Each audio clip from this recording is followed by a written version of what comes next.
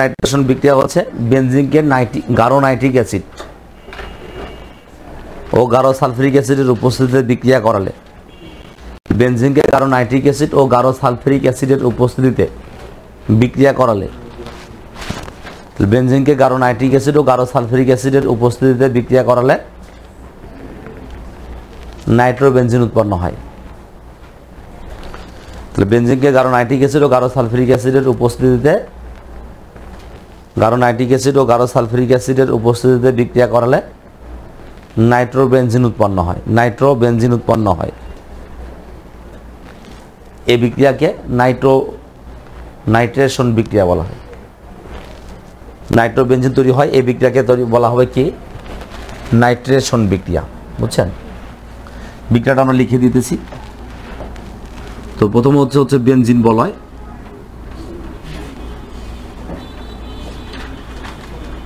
হচ্ছে বেনজিন বলয়,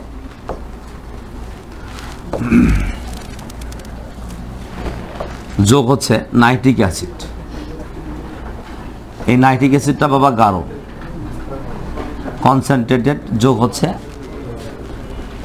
H2SO4 sulphuric acid, এটা গাঢ় বিক্রিয়া করছে।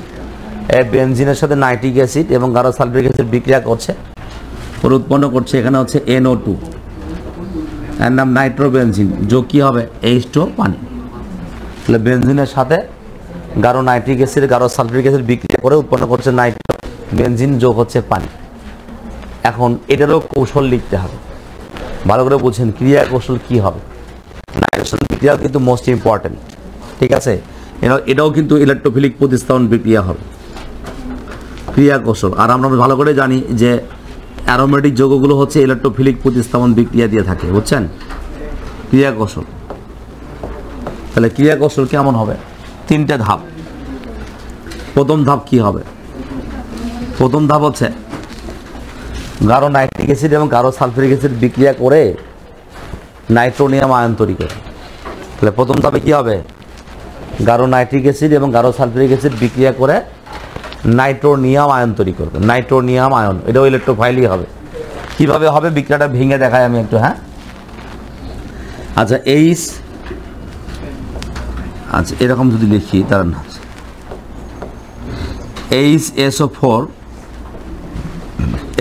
এটাকে আমি সালফিউরিক অ্যাসিড বলতে পারবো না, আমি আপনার সুবিধার জন্য আমি নিচে একটু আলাদা করে H2SO4 সালফিউরিক অ্যাসিড লিখে দিতেছি, যদি তাও মনে হয়। এই বিক্রিয়া শিখানোর তাগিদে বিক্রিয়া কিভাবে হচ্ছে সেটা বোঝানোর জন্য আমরা ভেঙে লিখছি। যোগ হচ্ছে এখানে সালফিউরিক অ্যাসিড তো হয়ে গেল, নাইট্রিক অ্যাসিড। নাইট্রিক অ্যাসিডের এরকম একটা সংকেত লিখছি। এই দুটো একত্র করলে নাইট্রিক অ্যাসিডের সংকেত কেমন হবে? HNO3 হবে না এটা? তাহলে ভেঙে এরকম করে দেখাচ্ছি। এখন দেখেন, নাইট্রিক অ্যাসিড আর সালফিউরিক অ্যাসিড পরস্পর এরকম করে লেখার পেছনে কারণ হচ্ছে নাইট্রিক অ্যাসিড থেকে H বার হবে, আর সালফিউরিক অ্যাসিড থেকে H বের হবে, আর নাইট্রিক অ্যাসিড থেকে OH বের হবে, বুঝছেন? তো একটা থেকে H আর একটা থেকে কি যাবে বলছে? OH। তো যদি তাই চলে যায়, এইটুকু অংশ এখান থেকে বের হয়ে যাবে। স্যার এইটুকু অংশ এখান থেকে যদি বের হয়ে বের হবে রে বাবা, মানে দেখেন ভালো করে বুঝেন, অ্যাসিড একজন হাইড্রোজেন আয়ন ত্যাগ করছে, আরেকজন OH আয়ন ত্যাগ করছে। এই সালফিউরিক অ্যাসিড নাইট্রেশন বিক্রিয়া শুধু নাইট্রিক অ্যাসিড নিলেই হতো, শুধু নাইট্রিক অ্যাসিড নিলেও কিন্তু হতো। সালফিউরিক অ্যাসিড কেন ব্যবহার করলাম? এর পক্ষে যুক্তি লিখে 2 মাসের জন্য পরীক্ষা আসে যে নাইট্রেশন বিক্রিয়ায় সালফিউরিক অ্যাসিড কেন ব্যবহার করা হয়, বুঝেন না? কারণ হচ্ছে কি জানেন, এইটা তীব্র অ্যাসিড, হাইড্রোজেন আয়ন দ্রুত ত্যাগ করে। এই যখন হাইড্রোজেন ত্যাগ করে নাইট্রিক অ্যাসিড, তখন হাইড্রোজেন ত্যাগ করবে না, কি করবে? OH ত্যাগ করবে, পানি তৈরি করবে। এবং এই দ্রুত হাইড্রোজেন আয়ন ত্যাগ করার কারণে এও দ্রুত OH ত্যাগ করে, ফলে দ্রুততম সময়ের মধ্যে নাইট্রোনিয়াম। আর প্রথম ধাপে নাইট্রোনিয়াম আয়ন যত দ্রুত তৈরি হবে, আমার উৎপাদ পাওয়ার সম্ভাবনা তত কি হবে? বেশি হবে। উৎপাদটাকে দ্রুত তৈরি করবার জন্যই অ্যাকচুয়ালি নাইট্রেশন বিক্রিয়া কি করা হয়? গাঢ় সালফিউরিক অ্যাসিড ব্যবহার করা হয়।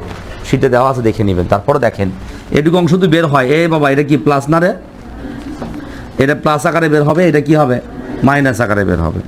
আমরা যদি এখানে যায় হচ্ছে তোমার, তাহলে এটা হবে মাইনাস অংশ, এটা কি হবে? প্লাস অংশ, তাই না? তাহলে প্লাস মাইনাস কম্বিনেশন পানি হবে। এটা থাকবে SO4 মাইনাস, যোগ হচ্ছে H2O প্লাস, যোগ হচ্ছে NO2 প্লাস, নাইট্রোনিয়াম আয়ন।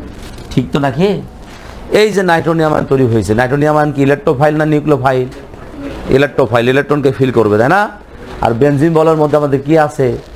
ইলেকট্রনগুলো ঘুরছে, আর নাইট্রোনিয়াম আয়নটা দেখে মাথা ঘুরছে। আর বুঝেন না? এবার কি করবে? দ্বিতীয়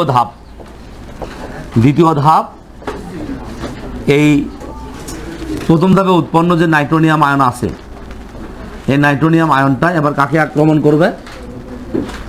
এই বেনজিন বলের কোন ইলেকট্রনকে? পাই ইলেকট্রন দিয়েই নাই, আমি গোল করে দেখাচ্ছি, কিন্তু তাই বলে কি 3টা বন্ধন আছে না? এটা তো সর্বসম্মতিক্রমে গ্রহণযোগ্য। আমরা 3টা গোল দিচ্ছি, আমরা 3টা বন্ধন আছে। ফাইন। এবার এই নাইট্রোনিয়াম আয়নটা বেনজিন বলের ঠিক পূর্বের মতো যে কোনো একটা কার্বনে যুক্ত হয়ে কি করবে? মধ্যবর্তী অস্থায়ী একটা কার্বনিয়াম আয়ন তৈরি করবে, ঠিক কিনা বাবা? এখানে H হবে, এখানে হচ্ছে NO2 হবে। এটা হচ্ছে মধ্যবর্তী অস্থায়ী কার্বনিয়াম আয়ন। কথা কি বুঝতে পেরেছেন? মধ্যবর্তী অস্থায়ী কার্বনিয়াম আয়ন। এবার কি হবে? তৃতীয় ধাপ ঠিক আগের মতো নয়। আমার মনে হয় যারা এতক্ষণ লিখলেন কষ্ট করে, তারা খুব দ্রুততম সময়ের মধ্যে বুঝে গেছেন যে এখন কী করা উচিত। এই যে অস্থায়ী কার্বনিয়াম আয়নের সাথে প্রথম ধাপে উৎপন্ন HSO4- এই অ্যানায়নটা যেটা আছে না, এটা তো ক্ষারধর্মী হয়, ক্ষারক হয়ে গেছে, ঠিক আছে? এরা এখন কি করবে? প্রোটন গ্রহণ করবে। কোথা থেকে পাবে? এই মধ্যবর্তী অস্থায়ী কার্বনিয়াম আয়ন থেকে, এখান থেকে প্রোটনটা নিয়ে সে কী হবে? ফাইন করে সালফিউরিক অ্যাসিড তৈরি করবে। যা ছিল তাই কিন্তু হয়ে গেল। আর এখানে ফাইনালি কি তৈরি করবে? নাইট্রোবেনজিন। বেনজিনের ওপর NO2 দিয়েছি, এর নাম কি? নাইট্রোবেনজিন না? বুঝতে পেরেছেন? তাহলে সালফিউরিক অ্যাসিড যা ছিল তাই আছে, তারা এখানে প্রভাবক হিসেবে অনেকটা কাজ করছে, তো মাঝখানে বিক্রিয়াকে প্রভাবিত করছে। সবাইকে বুঝছেন? সব সেম। ধন্যবাদ।